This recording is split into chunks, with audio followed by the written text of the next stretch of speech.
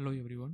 So நம்ம இந்த சீரீஸில் என்ன பார்க்க போகிறோன்னா, ஸோ வால்யூம் டேட்டாவை எப்படி இன்ஸ்டிடியூஷனல் பிளேயர்ஸ் வந்து அனலைஸ் பண்ணுறாங்க.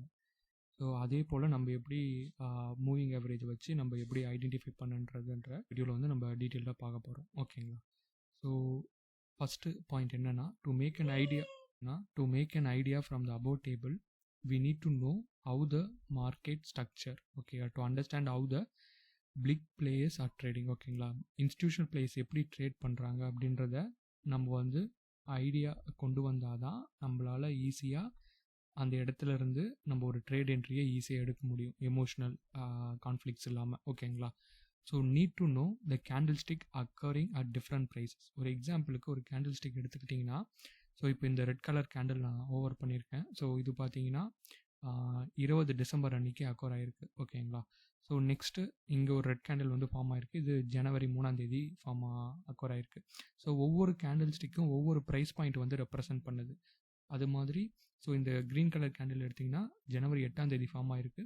ஸோ ஆனால் இதிலிருந்து நான் என்ன தெரிஞ்சுக்கலாம், இங்கே வால்யூம் வந்து எவ்வளோ, எந்த டேயில் வால்யூம் வந்து அதிகமாக இருக்குது அப்படின்ட்டு ஒவ்வொரு நாளும் நான் போய் பார்க்குறத விட்டுட்டு, ஸோ இதுக்கு ஒரு ஆவரேஜ் ஆவரேஜ் ஆஃப் பர்டிகுலர் பீரியடை நான் கொண்டு வந்துட்டேன்னா, இன்றைக்கி கரண்ட் டேவோட வால்யூம் வந்து அதிகமாக இருக்கா இல்லை கம்மியாக இருக்குதான்றதை நான் ஈஸியாக காட்ச் பண்ணிக்கலாம். ஸோ அதை தான் சொல்கிறாங்க, if volume increase what does it means. ஓகேங்களா? ஸோ வால்யூம் இன்க்ரீஸ் ஆச்சுன்னா அது என்ன சொல்ல வருது, இப்போ வால்யூம் அதிகமாக இருந்துச்சுன்னா ஸோ அங்கே ஏதோ ஒரு ட்ரேடிங் ஆக்டிவிட்டி அதிகமாக நடக்க போகுது அப்படின்ட்டு ஒரு இண்டிகேஷன். ஓகேங்களா? ஸோ நம்ம அதை வந்து பாஸ்ட் டேட்டாவோட நம்ம கம்பேர் பண்ணணும். ஓகேங்களா? எப்படின்னா ஒரு ட்ரேடர் வந்து இன்னைக்கு current day compare today's volume, இன்னையோட volume with average of 3 days or 5 days or 10 days or 20 days volume. ஓகேங்களா?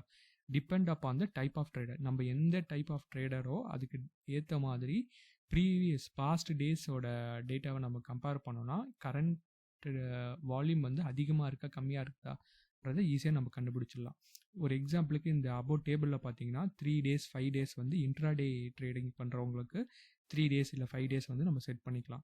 அதே ஸ்விங் ட்ரேடிங் பண்ணுறவங்களுக்கு பார்த்தீங்கன்னா 10 days ஆர் 20 days டியூரேஷன் வந்து நம்ம செட் பண்ணிக்கலாம் இந்த வால்யூம் இதில். ஸோ இதில் பார்த்தீங்கன்னா செட்டிங்ஸ் போனீங்கன்னா இந்த இன்புட்ஸில் ஸோ எம்ஏ லென்த் இங்கே நான் 10 கொடுத்துருக்கேன். ஸோ எதுக்கு நான் 10 கொடுத்தேன்னா, நான் ஸ்விங் ட்ரேடிங் பெர்ஸ்பெக்டிவில் நான் சொல்லியிருக்கேன். ஸோ ஸ்விங் ட்ரேடிங் பெர்ஸ்பெக்டிவில் பார்த்தீங்கன்னா 10 இங்கே நான் கொடுத்ததுனால ஸோ இது வந்து பாஸ்ட் 10 days டேட்டாவை எடுத்து அதை ஆவரேஜ் பண்ணி எனக்கு ஒரு ப்ளூ கலர் லைன் மாதிரி இந்த வால்யூம் மேலே எனக்கு கிராஸ் ஓவர் கொடுக்கும். ஓகேங்களா? ஸோ இந்த ஸ்டைலில் போயிட்டு இந்த வால்யூம் எம்ஏன்னு ஒரு எனேபிள், இது ஆல்ரெடி டிசேபிளில் இருக்கும், நீங்கள் இதை எனேபிள் பண்ணிட்டீங்கன்னா இந்த வால்யூம் மேலே இந்த மூவிங் ஆவரேஜ் லைன் வந்து இன்டர்செப்ட் ஆகிடும். ஓகேங்களா? ஸோ இப்போ நான் வச்சுருக்கிறது டே டைம் ஃப்ரேம். ஸோ ஏன்னா நான் ஸ்விங் ட்ரேடிங் பண்ணுறதுனால நான் டே டைம் ஃப்ரேம் வச்சு நான் அனலைஸ் பண்ணுறேன். உங்களுக்கு தேவையானவங்க 1 hour இல்லை 2 hours 3 hours, ஸோ 1 hour கீழே போவேன்னா, ஸோ ஸ்விங் ட்ரேடிங் பண்ணுறவங்க 1 hour 2 hour 3 hour, ஸோ இது மாதிரி இது மாதிரி டியூரேஷனும் நீங்கள் வச்சு செக் பண்ணலாம். ஓகேங்களா? ஸோ இப்போ more number of days of volume data plus higher time frame more reliable the analysis. So இங்கே நான் செட்டிங்ஸில் வந்து 10 days வச்சுருக்கேன்.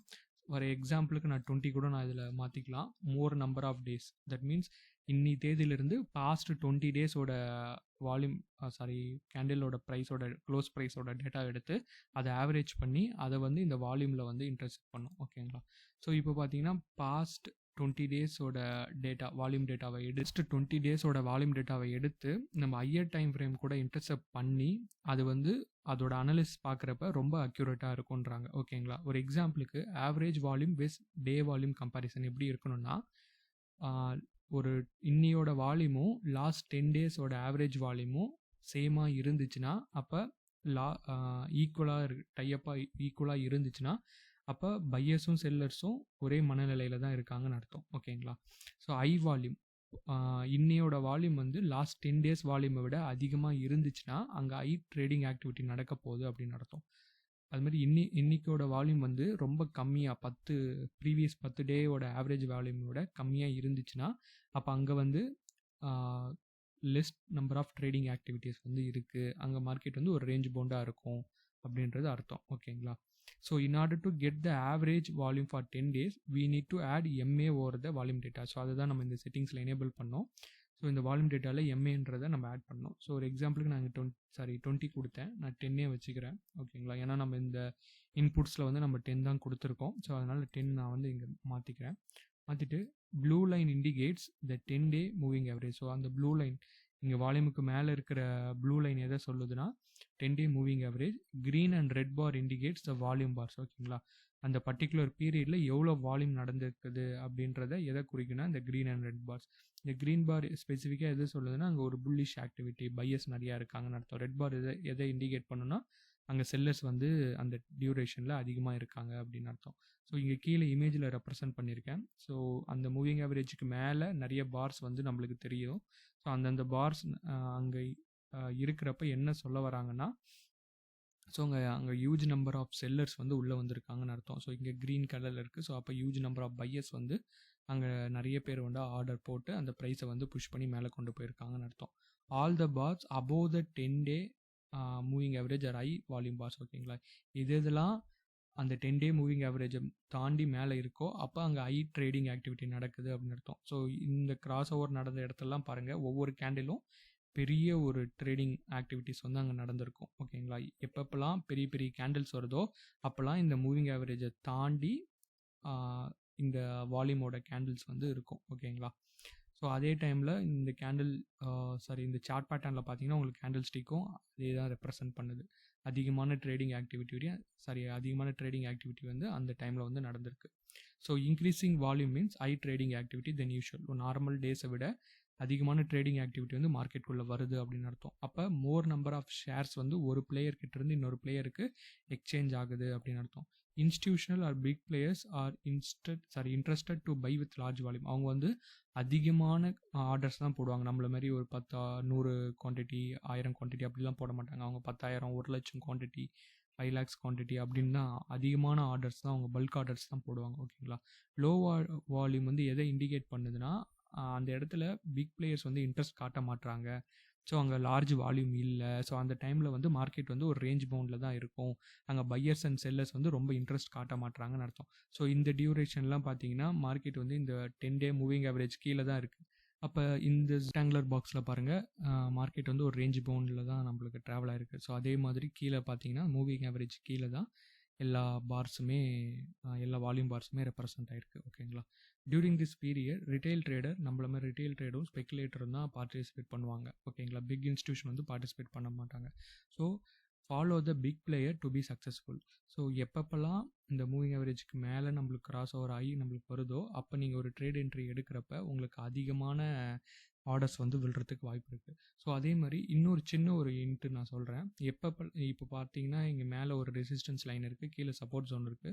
ஸோ அந்த சப்போர்ட் ஜோன் கிட்ட வரப்போ பார்த்தீங்கன்னா மேக்ஸிமம் ஆஃப் த டைம் உங்களுக்கு அந்த மூவிங் ஆவரேஜ்க்கு மேலே இந்த கேண்டில்ஸ் வந்து ரெப்ரசன்ட் ஆகிருக்கும். ஸோ அப்போ சப்போர்ட் ஜோனு கிட்ட எப்பப்பெல்லாம் மார்க்கெட் வருதோ அப்போ அதிகமான பிளேயர்ஸ் வந்து உள்ளே வராங்க அப்படின்னு அர்த்தம்.